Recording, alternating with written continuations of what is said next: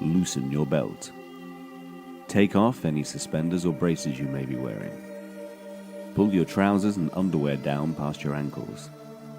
Sit down. Make yourself comfortable. Relax. This is the Shit Things in Reading Plopcast, the number 2. Continuing to clean the Reading bowl with a shitty brush.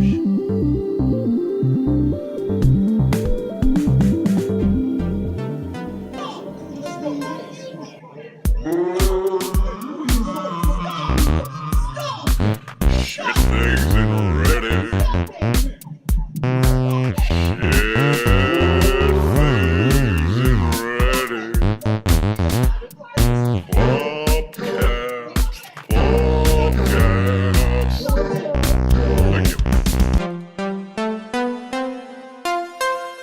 Oh, hi!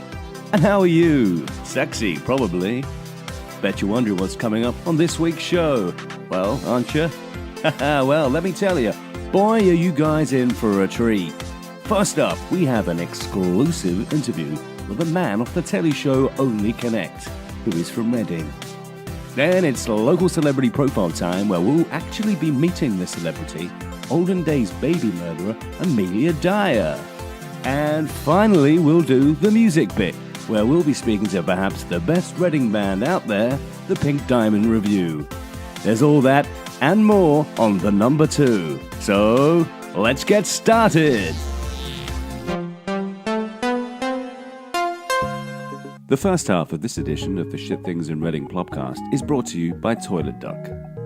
Toilet Duck, the UK's number 1 waterfowl-shaped brand name toilet cleaner. While the second 5/10 of the show is brought to you by the kind people at Wigs in Reading. Trade quality DIY and home improvement products at great low prices. Unit A, Reading Retail Park, 709 to 731 Oxford Road, Reading, Berkshire, RG31 1PR. It's 40% off all toilet roll holders until July. Only at Wigs.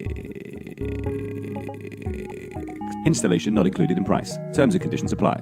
While stocks last. Toilet roll holders may be haunted or possessed by malevolent Native American spirits. Wix reserves the right to install extremely small spy cameras in your bathroom and broadcast a live feed of your disgusting daily habits as part of its sponsorship deal with the Shit Thins in Tokyo satellite cable channel.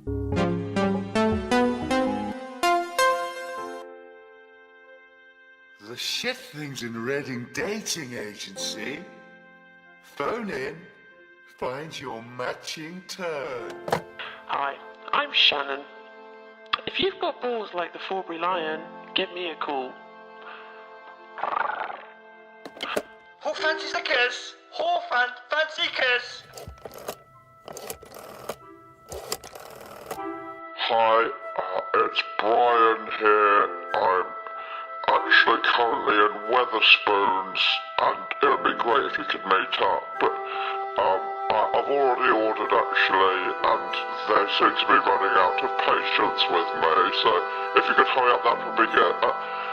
Just a quick note, I've actually brought my wife with me too, and she's wearing brown trousers, so keep a lookout for her.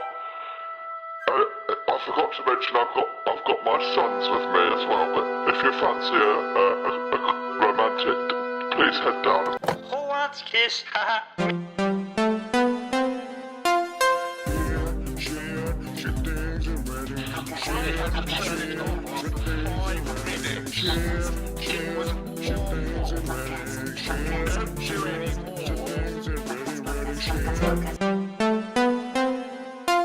University Challenge. Hello. Mastermind.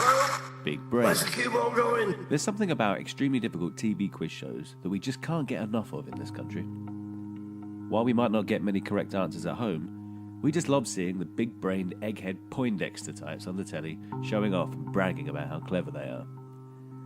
The latest quiz show to puzzle, fascinate and belittle most normal people because they don't know anything about Verdi operas or the Fibonacci sequence is Only Connect. Hello. Aired on Monday nights on BBC Two, this Victoria Coram Mitchell-fronted programme pits two teams of smart sods against each other, posing them a series of annoyingly difficult questions and puzzles that I usually know all the answers to. I just don't bother saying them out loud in front of people because I've got nothing to prove. This year, a team from Reading, the Belgium Files, got to the final. They didn't win, though, and that does make this section of the show a little bit less interesting than it might have been if they had have done. But still, we caught up with Ben Fasham, the captain of the team. Ben Fasham, an Oxford Languages graduate who once got a mastermind peg stuck in his left nostril. Hello, Ben. Hello, mate.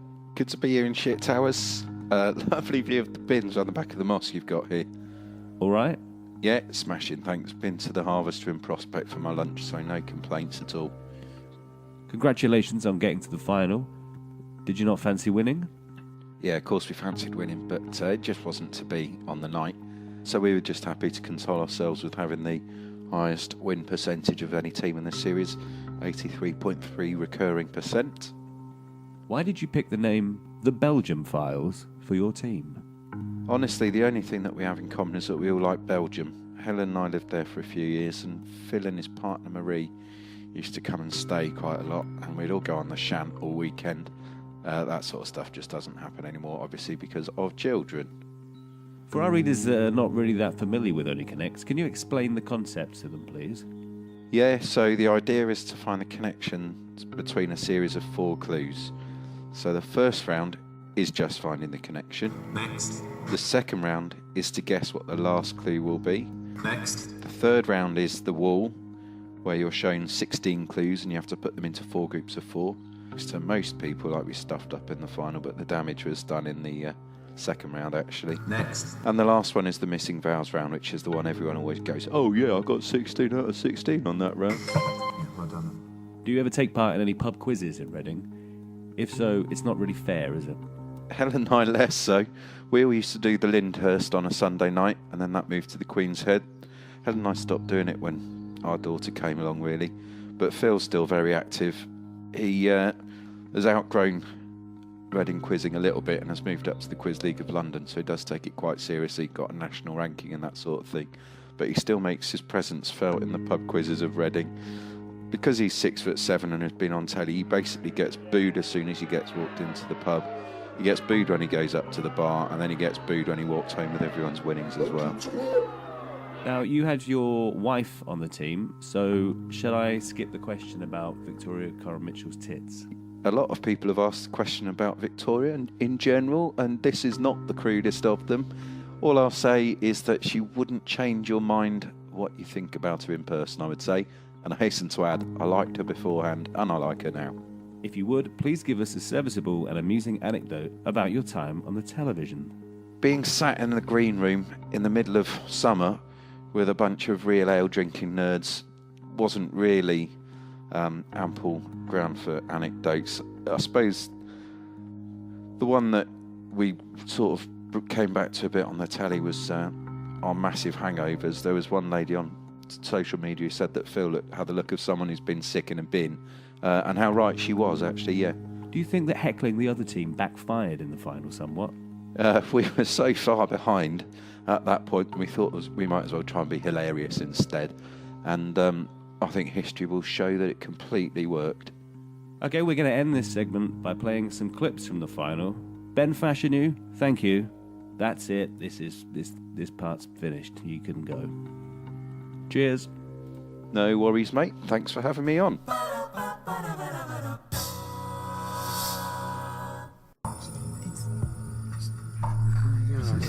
It's a famous statue, but he's the statue of the finger.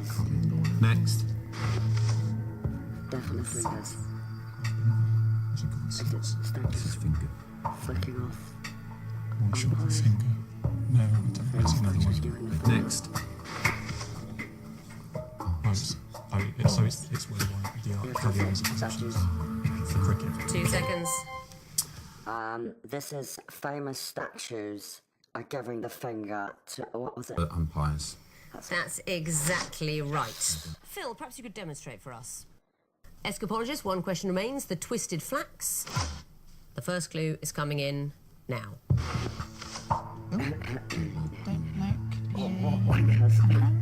Next. Wankers. Wankers!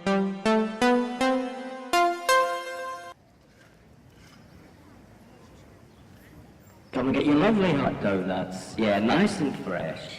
Milkshakes, cold drinks, ice cream, pork scratchings, grouse. Yeah, nice and fresh. Pickled eggs, turduckens, spiders. Yeah, come and get your lovely hot horse meat. Yeah, nice and French. Cold gravy, hot vinegar, fresh pig's blood. Yeah, come and get your lovely hot piping hot placenta. Yeah, nice and fresh. Credit card details, contract killings, snuff films. You got the snuff of Bungle off Rainbow. Nice and... Now it's time for a very special local celebrity profile. This edition of LCP is actually an interview, and not just any interview. We've managed to secure an exclusive chat with our guest from beyond the grave. Okay, producer, put her through if you can. Okay, hello, Amelia Dyer, can you hear me? Hello, nice of you to have me on. We're delighted to have you. Now, as the Reading baby farmer, you're very much a local legend. You're still very famous, even nowadays. Oh, am I? Yes, you are. If it's not too indelicate a subject, you died in 1896, is that right? That's right, yes. Happen I've been dead ever since and all. Tell me, now, you made your name doing a rather unusual job, didn't you? You were a baby farmer, is that right? You're not wrong. I was the best there was and all. Hundreds of the buggers I farmed, I did. For years, too, made a right packing. Fantastic. Now, we're in the year 2018 here. 2018? And we, Oh, as you were all darting about in the sky and flying saucers and jetpacks and the like. Yes. Yeah, we are. Now, we don't have baby farms anymore. More's the pity. We still have regular farms, though, with cows and chickens and the like, but no actual baby farms. Can you tell us a little bit about what it was like to work on these farms? How the children would live together in the barns and, you know, drink from cute little troughs and give their milk for butter. You what? The farms that you worked on with the babies. Could you describe to the listeners what a baby farm was actually like? How the toddlers would frolic in the meadows and things like that. You know, what would your job entail exactly? What would a baby farmer do? Well, what bleeding hell are you talking about? What did you... How did you... What was the... farms? Women would slime a young'un out from off of their filth and they'd palm it off onto me. And they'd give me money and I'd take the bugger off their hands. Then I'd strangle it with tape, wrap it up in parcel paper, and I'd dump the body into River Thames. Sorry, what? You killed them? Yes, I killed them, obviously. I'm Amelia Dyer. The woman who killed loads of babies. I thought that's why I was on the show talking to you in the first place. So you didn't run lovely little farms with little kiddies running around the place. You killed babies. You killed hundreds of children. Christ. I feel sick. Well, before I go, do you mind if I give a quick shout out, please? Sure. Thanks. I'd like to give mad props to main man Sweeney Todd. Big up yourself. Also like to shout out to Jack the Ripper, the Blood Countess Elizabeth Bathory, and my homeboy H.H. Holmes. Mad respect to you, Triple H. Thank you very much. Amelia Dyer, thank you for your time.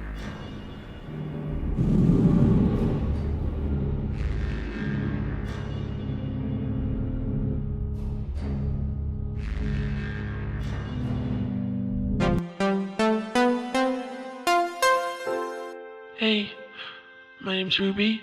I like pies and flowers. Anything else made of pastry? Call me. Hello, I'm 42. I am from Woodley, and I'd like to cook langoustines for Nick Knowles. So, if you're Nick Knowles, you like langoustines, and you're looking for love, please get in touch. I'd like a Nick Knowles that's kind and caring and likes long walks in the countryside and is prepared to assault my brother-in-law at Christmas. That's it. Oh no, I must say I am required by law to mention that I'm also a sex offender. A kiss if you want. Music time now. This edition of Music Time is sponsored by Ann Summers on Broad Street. Ann Summers. Plastic cocks, great prices. Okay, let's wag some chins with the man behind arguably Reading's greatest band, the Pink Diamond Revue. Tim Lane, hello. Hello. Good morning. The Pink Diamond Revue are fronted by a limbless mannequin who doesn't sing. How did this come about, and what's the sexual chemistry like between you all? Acid Doll came from another dimension. She doesn't sing, but she looks good, so I gave her the job. When I first saw you, I thought that your music sounded like the soundtrack to a live-action version of a Jetsons film directed by David Lynch. I don't really have a question based on that, but I just thought it was a pretty clever thing to say. Yes, very clever. Who are your biggest musical influences? Who are your smallest musical influences? All of my dreams. You gig a lot in town. How many times do you think you've played Reading, and what's your favourite venue? We've played in Reading. We've played everywhere. The best place to play in Reading is Club Velocity. Do you have any upcoming gigs, releases, or pyramid schemes that you'd like to promote? Next week, we are playing in France, and then Dresden and Berlin. On Wednesday, the 13th of June, we are playing at the Wheatsheaf in Oxford. We'll play 75 seconds of one of your songs. Please introduce it now. This is At the Discotheque by the Pink Diamond Revue. At the discotheque.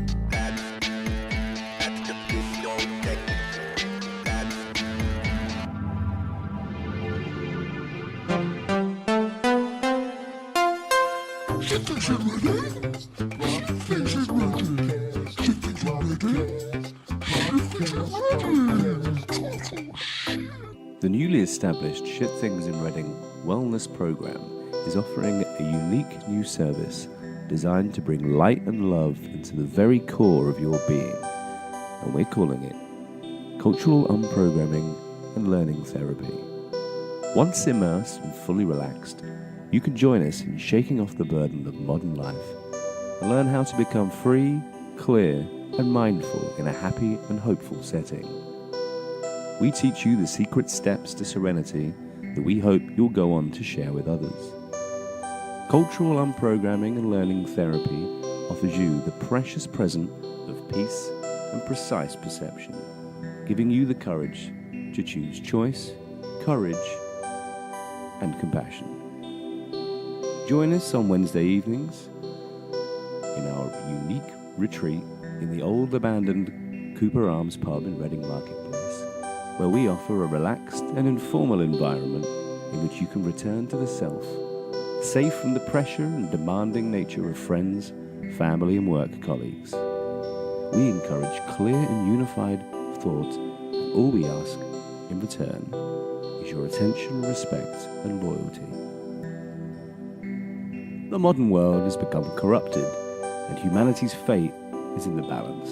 Modern culture is toxic and must be purged from the soul in order for us to remain pure in the eyes of the light. Cultural unprogramming and learning therapy is the way. Please bring 40 quid with you. Biscuits will be provided. Plain digestives only. Thank you, and bless. Join us.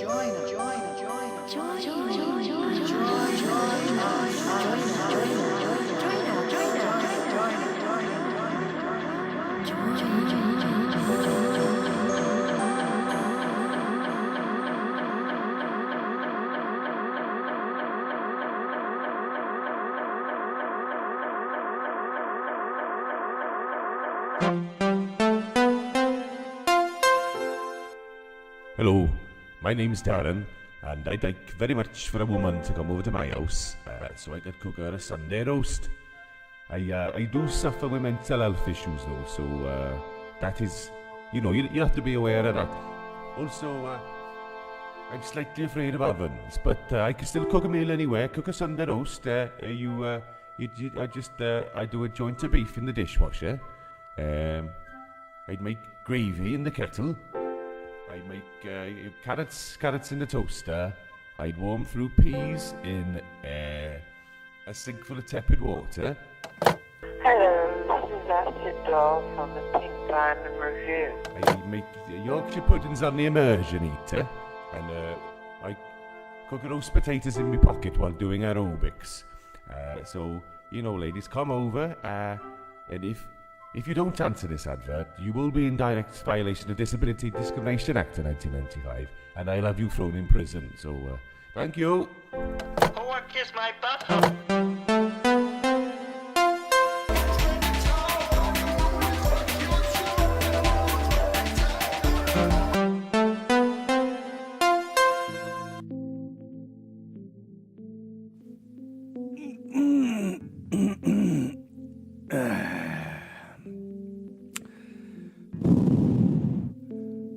That's it. We're done. See you next time.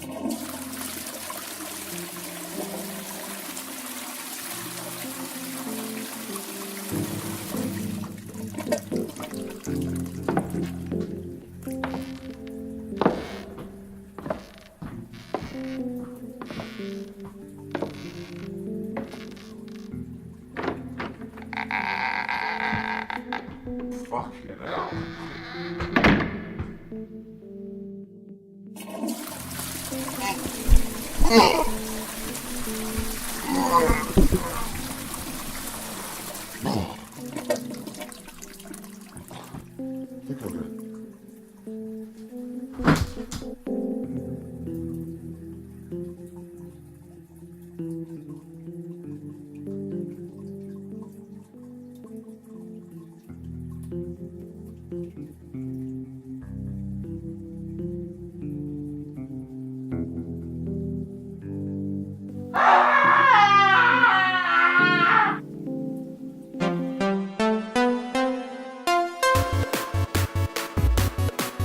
That is the end of the Plopcast. Turn off now before a very annoying song plays.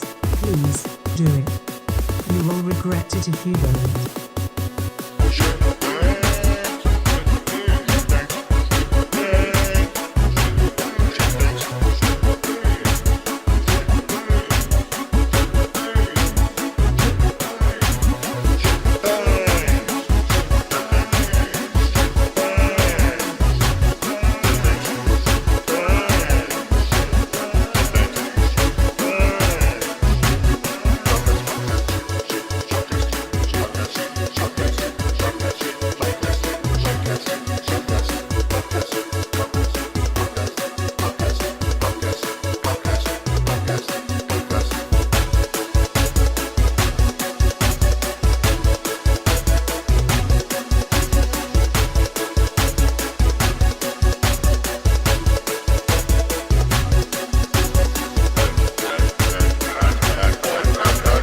I warned you, and you still did it. I hope you get tinnitus.